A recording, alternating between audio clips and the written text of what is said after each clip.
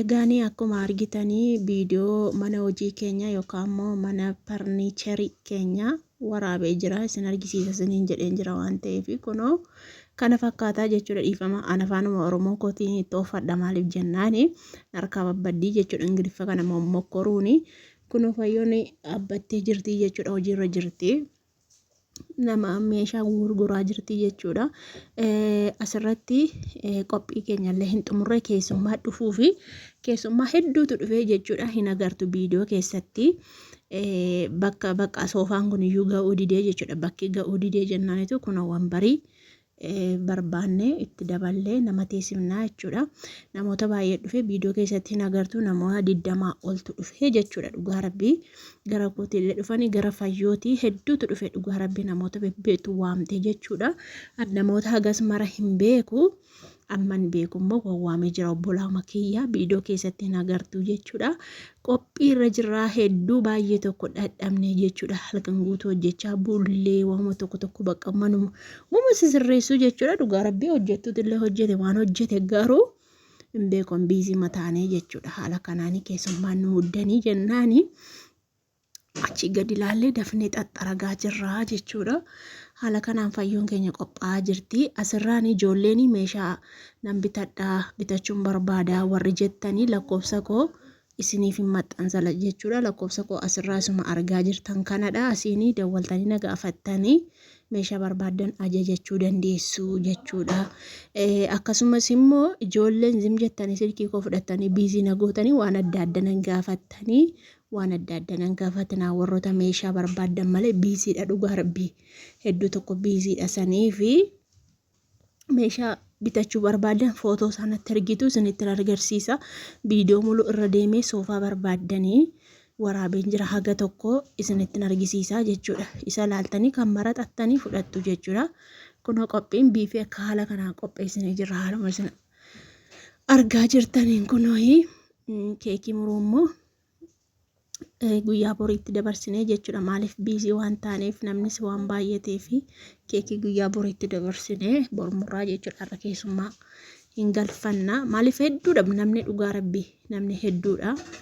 Baay'ee tokko baay'atee jechuudha sanii fi kun haala kanaan fayyoon illee qophooftee mataa kana birrii hojjiidhaan hojjetattee harma isheetti argisiifachaa jirti jechuudha. Dhaabbattee amma kun amma hojii xumurannee maal jennee isheenis qophooftee sirroomni mataa jirra kunoo kennattoo moo garbuu moo qariboo jedhan isallee nadhee jechuudha.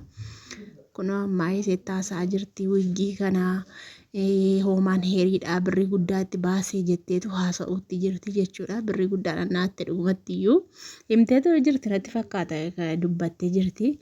Kun akkasitti maayyeen illee babbareedanii taa'uutti jiru jechuudha. Keessummaa simachuu fi sanii fi lakkoofsa koo fudhattanii na gaafachuu hin dandeessu. Biyya barbaannetti isiniif erguu hin dandeenya. Tiraanspoortii ni kan keessanii yoo as jalaa bahee jechuudha naannoo jirru yoo ta'e garuu tiraanspoortiin kan keenya yoommoo naannoo kana ala ta'ee tiraanspoortiin kan keessanii jechuudha. Kanaaf iyyuu gaafattanii makiinaa ofii keessanii fidattanii fe'achuu hin dandeessu jechuudha. Yommuu makiinaa keessanii nuu fe'aa jettanii makiinaa kan kootiin isinii fe'a gatii walii galleehi jechuudha.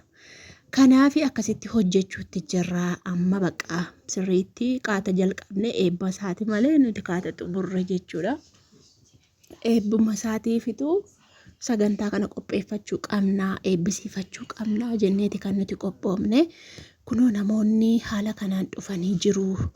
Isiniin jedha namoonni keessummaan keenya eebba keenyaaf dhufanii jiru. Fuula isaanii dhosseen jiraan saniyyuu xiqqoo tokko waraabe dhugaa rabbii viidiyoo waraabuun an sodaadha. Fayyoon illee waraabne kunoo jiraadhaa fayyoon waxii kennaa jiru.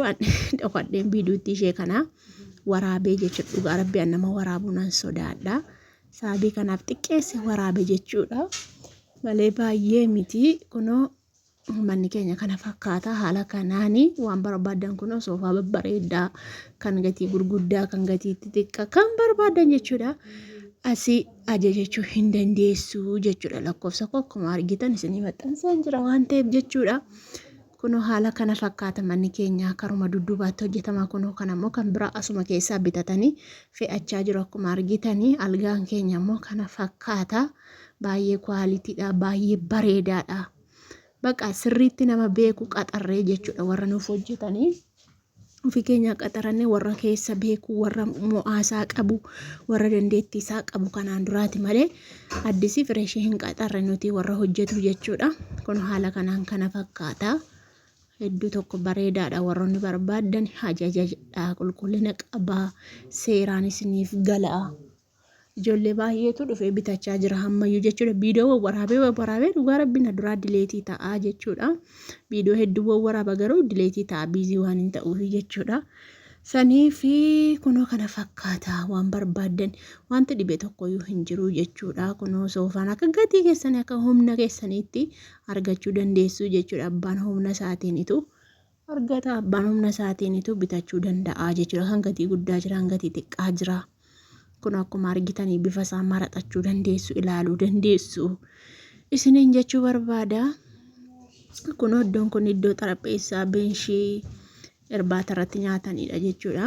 Kun bakka ittiin hin xinnaatte garuu haataasuma kaa'een jira, haalallee babaaseetiin jira jechuudha. Garuu amma fas keessa jira. Abbaan barbaade dhufee ol galee ilaaluu danda'a, ilaallatee bitachuu danda'a. Irra guddeessa lafootti gurguramaa jechuudha. Kun kana fakkaata. Hedduu tokko bareedee jira, kitchen kaabineetiin hin jira. Kun waan babbareedaatu jira jechuudha. Sakaan viidiyoo sakaanitti isiniif ufaa wanti dhabame tokkollee hin jiru jechuudha. Wanti mana tokkoof barbaachisu muluunsaa hin jira jechuudha. Gatii isin barbaadaniitti jira jechuudha. Kun kana fakkaata. Hedduu bareedaa, hedduu namatti tolaan isiniin jedha hordoftoota keenya. Kun quumsaatiin hin jira. Ayyoon keenya dhaabbattee jirti, waa ijoolleetti haasa'aa jirti meeshaa erguu fi isaa fi kunoo quumsaatiin akka barbaadaniin bifa isaatiin waa hunda jechuudha argachuu dandeessu. Isiniin jechuun barbaada hordoftoota koo warroonni bitachuu barbaadan helawuu bichaa jedha isiniin jedha. Biizii immoo nan godhinaa dhugaa rabbii yoo meeshaa barbaadan malee biizii nan godhinaa, waa hedduutti biizii ta'a waan ta'eef biizii nan godhinaa isiniin jedha. Hojjettoota baay'ee of jalaa qabna. Banka kullee dhufee jira jechuudha. Soofaa fudhatan jedhee soofaa tokko ilaallee fudhannaa jedhanii fudhadhaa jedhanii ani hin barbaadatillee waan barbaadde fudhadhanii wanti barbaadu tokkollee hin jiru. Nan barbaachisu wanti jiru mana koo keessa guutee jira jechuudha. Kun haala kanaan kana fakkaata. Hundi isaayyuu babbareedaadha. Warroonni nu gammaddan immoo hedduu tokko galatoomaa ulfaadha. Rabbiin illee kanaan isin haa ga'u. Rabbiin nama tokko ta'e waliigalee hojjetatu rabbiin isin haa taasisuun isiniin jedha. Dhugaa rabbii hedduu tokko gammannee jirra, hedduu tokko nutti tolee jira. Kun hojii rabbiiti malee hojii namaa miti. Hojii rabbiiti baqa kan si milkeessu, kan si gargaaru rabbumadha waan ta'eef tokkummaadhaan taate yoo hojjette immoo hinuma milkoofta. Iddoo baay'eetti hin babbal'ifna inshaallah rabbiin jedhee rabbiin nu haa gargaaru. Akkasii viidiyoo baay'ee isinitti hin dheeressu waan barbaadan lakkoofsa qabadhaatii na dubbisaa isiniin jechuun barbaada. Galatooma.